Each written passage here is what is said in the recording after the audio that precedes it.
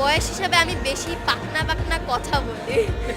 সামাজিক যোগাযোগ মাধ্যমে ছড়িয়ে পড়া বিয়ের গুঞ্জনের বিষয়ে স্পষ্ট করলেন আলোচিত মডেল, কন্টেন্ট ক্রিয়েটর ও অভিনয় শিল্পী সিমরিন লুবাবা।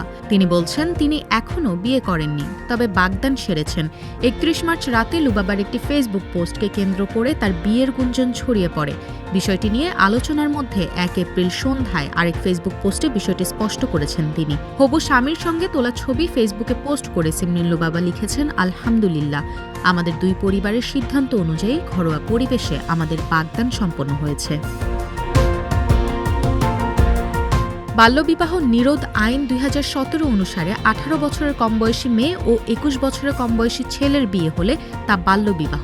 কেউ কেউ বলছেন লুবাবার বয়স এখনও ১৮ বছর হয়নি। বিষয়টি নিয়ে আলোচনার মধ্যে লুবাবা ফেসবুকে লিখেছেন তিনি এখনও বিয়ে করেননি।